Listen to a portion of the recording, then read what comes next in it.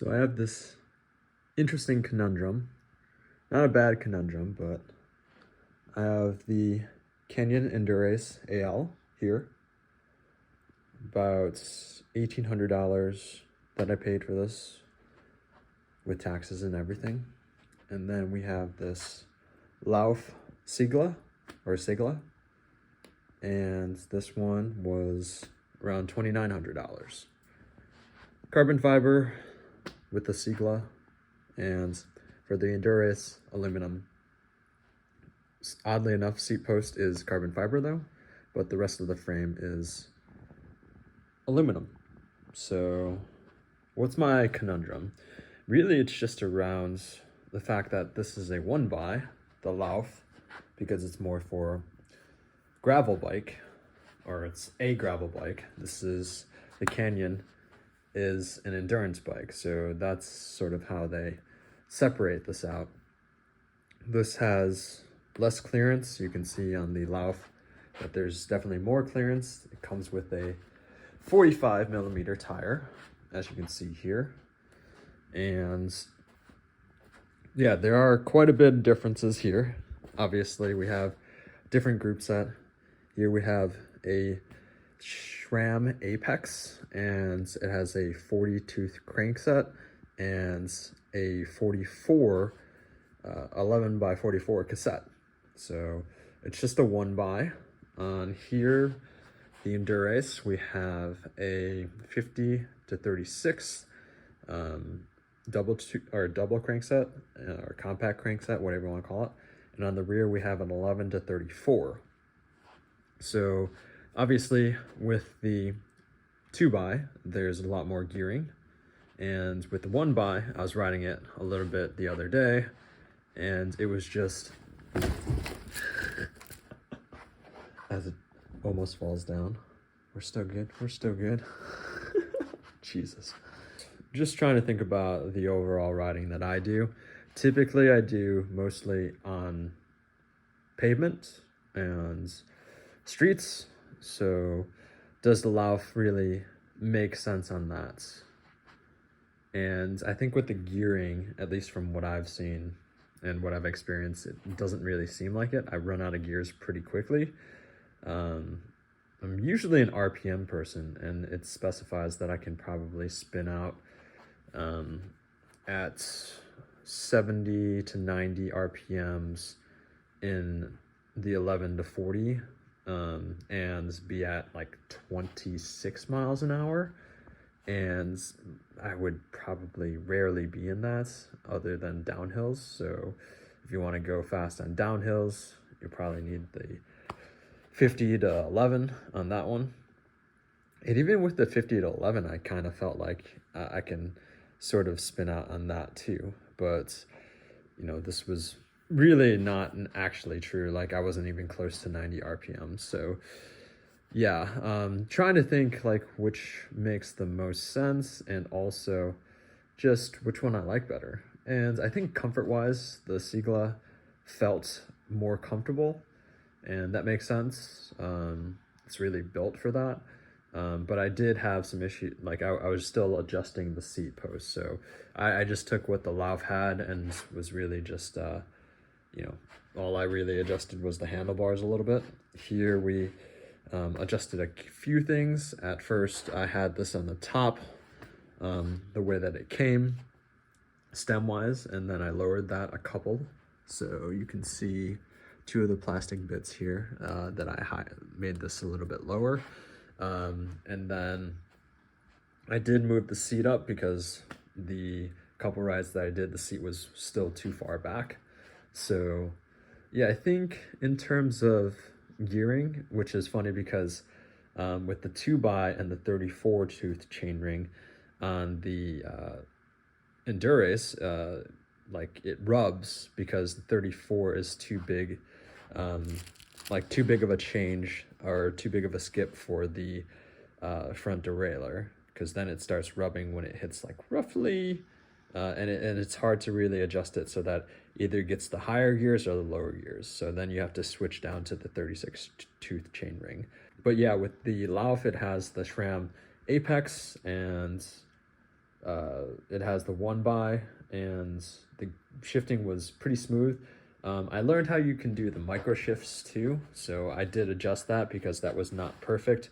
It was pretty good, but again, I think one of the gears was still needing adjustment, and it's really, really easy to do that. So that's kind of what I really like about it, and you don't need any tools. You really just need the battery. But then I thought again to myself, like, do I want to worry about charging a battery, $50 battery all the time? Which isn't all the time, but you know, maybe like every couple of weeks or every month or something like that. And you know, if it breaks, paying $1,000 to replace, or you know, like $400 to replace a rear mech. I think it's like $250 or something like that. Versus like, you know, if I was replacing a Shimano 105, you know, it really wouldn't cost that much. It probably cost like $50 to get a brand new one. And also, like, I had an issue with the rear mech for the Lauf. But yeah, in terms of looks, I love the blue, and it's a matte paint. Whereas the Lauf is a nice glossy carbon fiber frame. And obviously in terms of, they do make the Canyon look really good in terms of the welds. They look pretty seamless, but you know, obviously in terms of carbon fiber, you can really make whatever shape you want. And the clearance for this is, the Canyon Endurace is supposed to have 35 millimeter. And it was also supposed, like, there was, like, I have issues with the actual customer service of Canyon and what have you, and they sent the wrong wheels. And yeah, that was really annoying to expect to get tubeless ready wheels and not get them. Whereas the Seigla says, you know, it comes with tubes, but you know, they can't really, they typically don't ship it with the sealant in there. So I imagine there's probably an issue with like shipping wheels fully sealed. These came, you know, not fully inflated. So I think that's typically what ends up happening for these. But yeah, they came with tubeless ready tires, and they also came with tubeless ready wheels, and they also have the tubeless valve stems that they come in the box with you. All you essentially need is the sealant and to take out the tube, and then you should be good.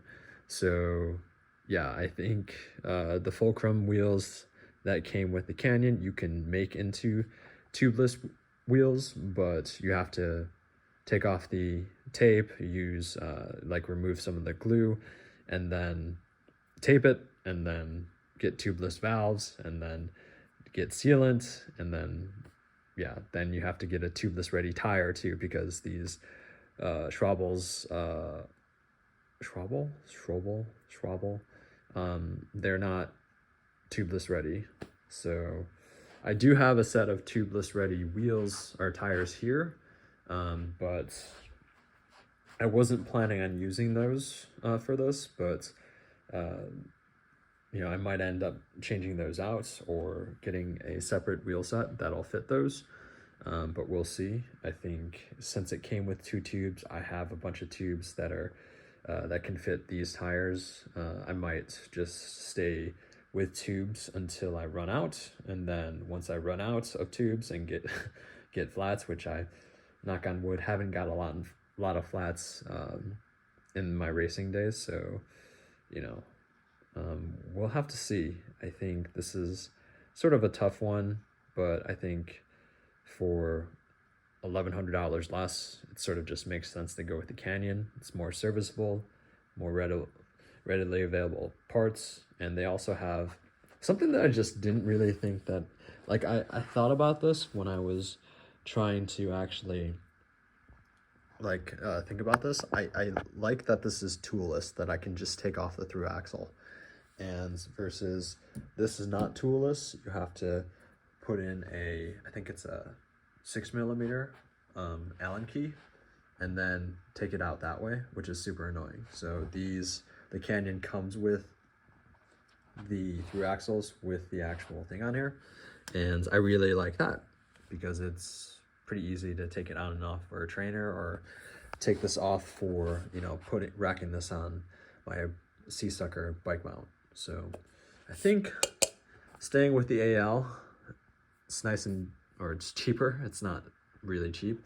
I do like the way that Canyon does the torque specs on all of the bolts, and basically all of the bolts. And yeah, we will see. I think I'm keeping this puppy, and I like how they set it up, and I mostly ride on the roads. So if I ever need to ride on gravel or do like an event like Unbound or something like that, maybe I'll switch to some thinner wheels, or thinner tires, and put some aero bars on this and take this for a go.